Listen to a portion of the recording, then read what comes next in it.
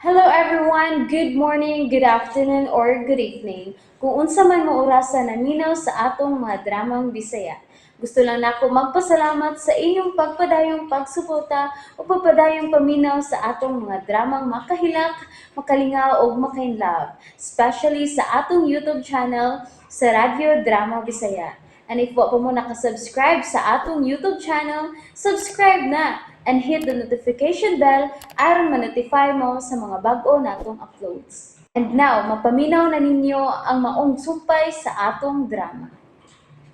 Babay, Papa. Kay mangita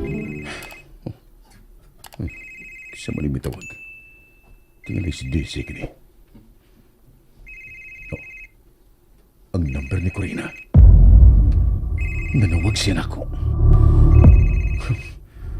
Unsay yung tuyo?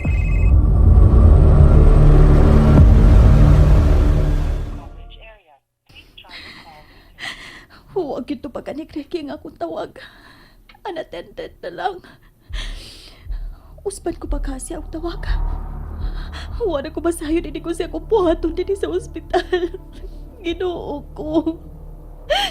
Si Miles, kumusta na ka siya dito sa emergency room? Si Ishot! Ishot! Nagtampal nga, gipapalit sa doktor. Napusukli. May mo bang imong ihatag sa nurse dito sa emergency room, Ishot? Mahadlo kong magtanaw sa upang pasyente dito. Oo. Ako lihat sa nasi ni. Sulti hilang nga para ni Miles. Sige. Dito ha. Ang suwan, tawagan mo si Francine. Ha? Na paibawan mo si Francine bahin ining nitabo de balas. Maayo ka nga pahibawon siya ini, Ishot. Oh, kanong di man? Halisod kay di mo siya paibaon. Uy, tabahan ko na. Nya, di mo paibaon.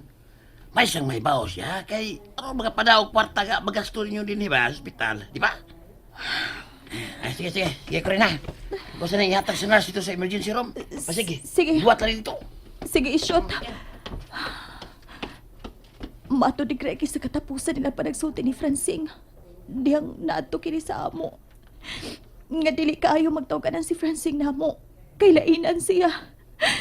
Kay sensitive kaayo siya. Og bation dayon kuno kamingaw namo. Apan unsa ba iyang mahimo kung tawagan ko siya?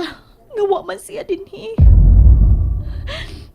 Tigalig mo reklamo sab siya nga pahipawon na ako nga mao ni sitwasyon ni Miles. Nga basig mahasol siya. Oh, hinuon. Amahan siya. Malain siya o dili. Kinahanglan nga makapada siya og kwarta aron na ako'y magamit kung unsa man gani ang panginahanglan namo dinhi sa ospital.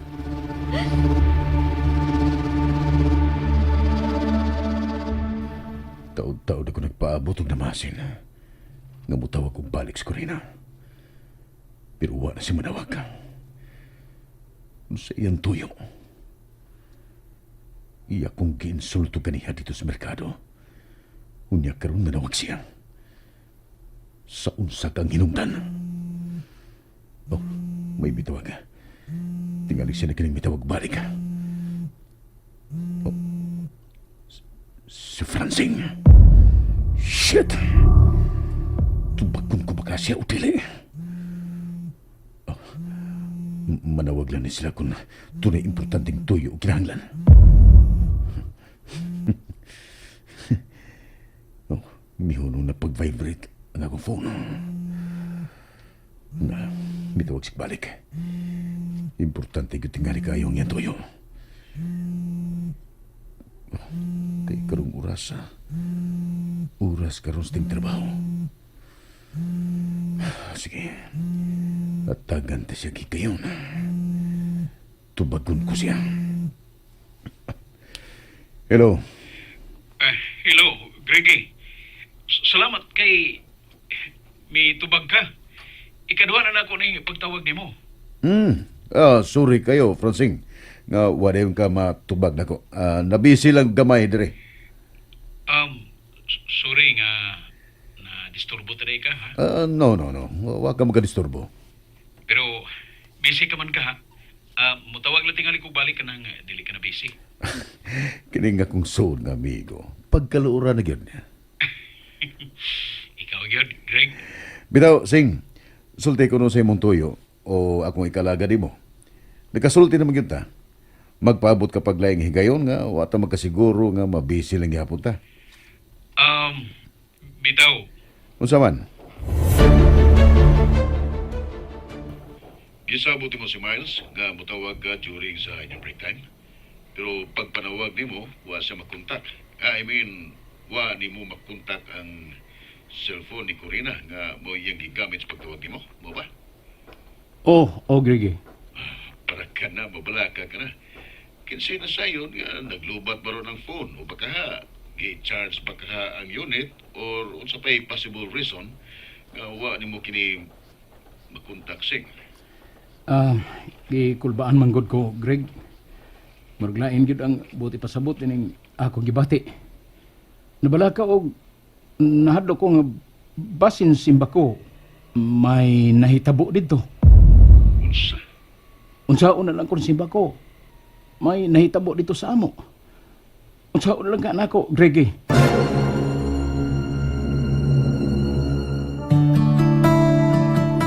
Maayo ka nga ako sa sultihan. Nga di pa lang sabdugay. Misuway og kontak na kuskurina. Hello, Greg? Oh, hello, Sing. Niya pa ko. Namati ko nimo.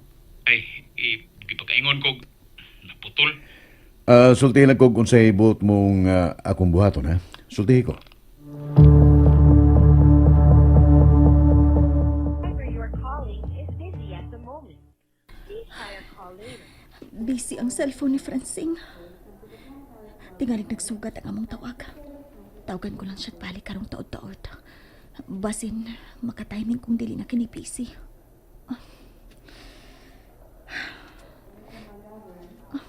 I-off ko lang din ang cellphone. Kaya tingalig mo return call si Greggy na ako.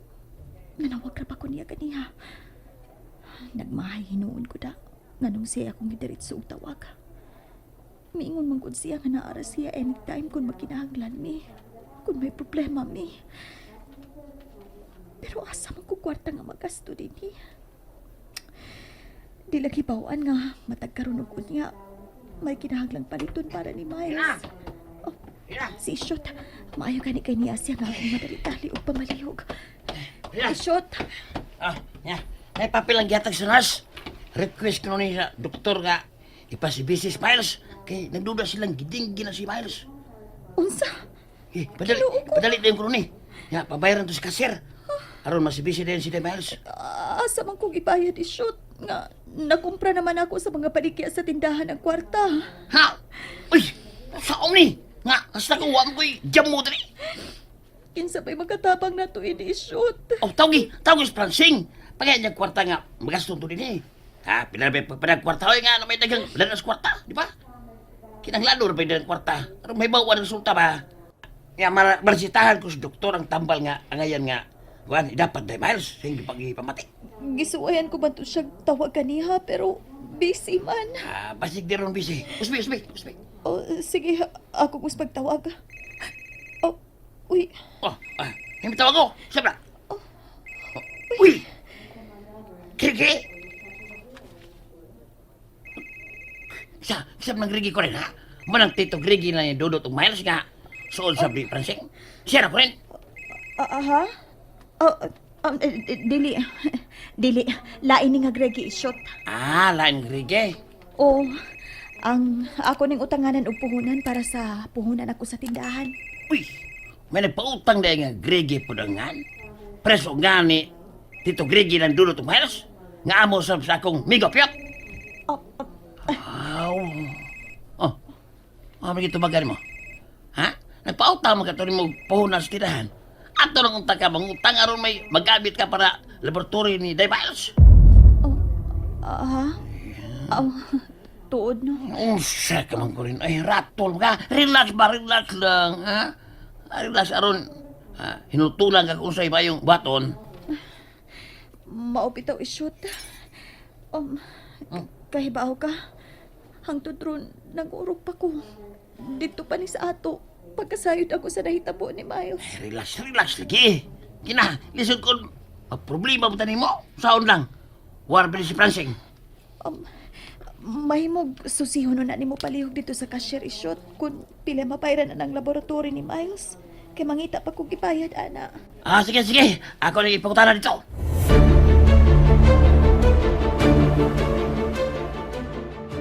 Ginoo, maluoy ka ni Day Miles.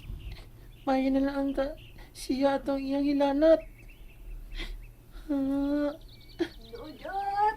Si Lola Tansyang. Lola! Lola! Unsa ba mo naniraman og tindahan? Lola. Mas mamani mo ko rin og si Marsa. Ah, May dako para ninyo ang inyong paboritong siupaw. ah, Oy, yun na. Lola. Naghila ka? Ha? Kita si Miles sa hospital. Tapos kailanat niya nagkurog-kurog. O sa? Ginoo ko.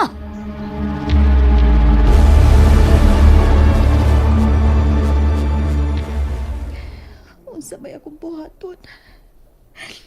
Ganiya, busy ang cellphone ni Francine. Pero karon tinaw sa pagkontak. Asa man kong kwartang magamit alang siyang laboratory. Oh, ang doktor nga nag-atima ni Miles. Doc?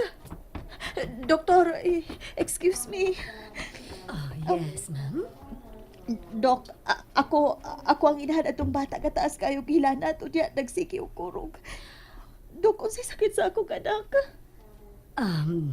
Nagabayad na ba mo para sa iyang laboratory? Aron nga mas-CBC siya o maapilan po og urinalysis. Uwa pa, Doc. Kay nangita pa may kwarta. Ma'am, need gid nato nga malaboratory dayon siya. Kay gawas nga may previous high fever siya for the past 2 days ago. Tugod sa mga rashes and signs nga kung nakita, I suspected na nag-dengue fever siya. Unsa? Ginoo ko.